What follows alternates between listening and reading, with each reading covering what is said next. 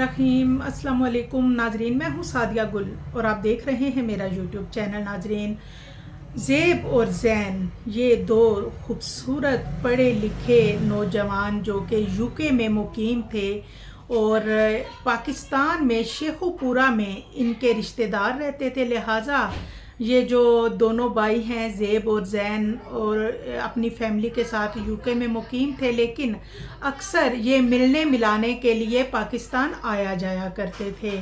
तकरीबन नाजरीन 2 माह पहले 29 अप्रैल को ये लोग पाकिस्तान आए और अपने बड़े भाई अली के घर उसकी बेटी की बर्थडे सेलिब्रेट करने के बाद ये लोग वापस आ रहे थे। नाजरीन, मैं आपको बताती चलूँ कि ज़ेब की उम्र थी 30 साल और ज़ैन की उम्र थी 25 साल। ज़ेब शादीशुदा है और उसकी बीवी भी साथ थी और साथ इनकी मदर थी।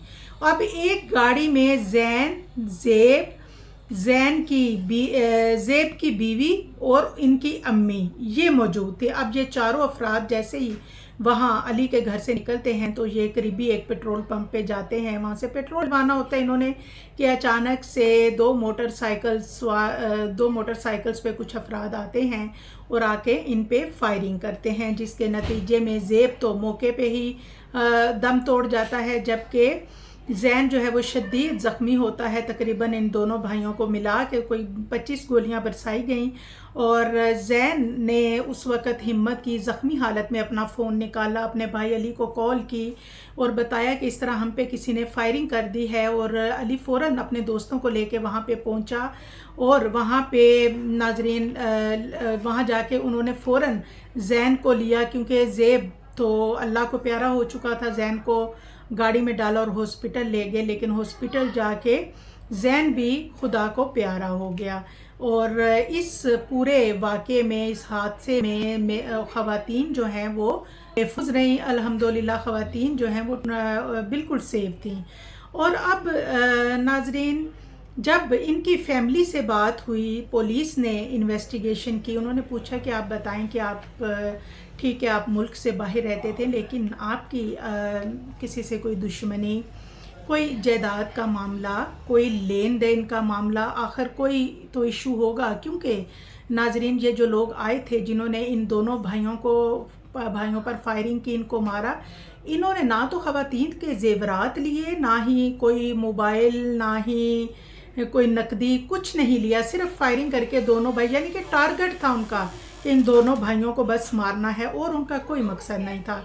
लिहाजा जब पुलिस ने फैमिली से इन्वेस्टिगेशन शुरू की तो पता चला कि जी, इनकी वालदा ने कहा कि मेरे बच्चे तो 7-8 साल से बाहर के मुल्क में थे, उन्होंने यहाँ किसके साथ उनकी दुश्मनी होनी है, या हमारा किसी से कौन सा लड़ाई झगड़ा, कौन सी रंजिश, और वह यहाँ पे हमारा किसी से कोई मामला ऐसा है ही नहीं।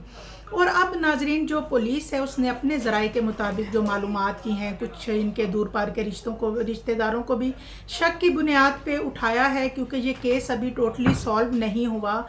तो उसमें जो थोड़ी बहुत बात सामने आई है, वो मामला आया है एक लड़की का कि शायद कोई रिश्ते का मामला था, जिसकी बिना पे ये हसद की बिना पे ये कत्ल हुआ कि हमें रिश्ता नहीं मिला तो फ़लाँ जो है वो वेल सेटल है या बाहर है तो उसको रिश्ता दिया गया। लेकिन बहरहाल मैं आपको बताती चलूँ, क्योंकि ये केस अभी सॉल्व नहीं हुआ, अभी ये केस अंडर इन्वेस्टिगेशन है, इसलिए कबल अज़ वक्त मैं समझती हूँ कुछ भी कहना सही नहीं है। लेकिन ये जो छोटी सी बात है ये सामने आ रही है। अब मैं नाजरीन एक बात बताती चलूँ कि हमारी जीटी रोड की जितनी भी पट्टी है, जितने भी ओवरसीज़ पाकिस्तानी हैं जो बाहर के ममालिक में सेटल हैं, उनमें से भरी पड़ी है तारीख़ कि कब कोई ओवरसीज़ वापस पाकिस्तान आए और जब इन इलाकों की तरफ जाएं तो उन्हें किसी ना किसी दुश्मनी, पुरानी दुश्मनी का शाखसाना भुगतना पड़ता है और फिर उनको मार दिया जाता है। पता नहीं किस वक्त की दुश्मनियाँ होती हैं, कोई 10-10, 20-20 साल पुरानी, उनके बदले भी लिए जाते हैं। गुजरात की तारीख़, खारियाँ, सियालकोट, गुजरांवाला, यानी कि ये वो मंडी बहाउद्दीन, ये वो एरिया हैं जिनकी तारीख़ भरी पड़ी है ऐसी वारदातों से। लिहाजा जान है तो जहान है, आपकी जान से बढ़ के कुछ भी नहीं। मैं तो यही कहूँगी कि जो भी ओवरसीज़ पाकिस्तानी हैं وہ اپنا بہت زیادہ خیال رکھیں. دعاؤں میں یاد رکھیے گا. اللہ حافظ.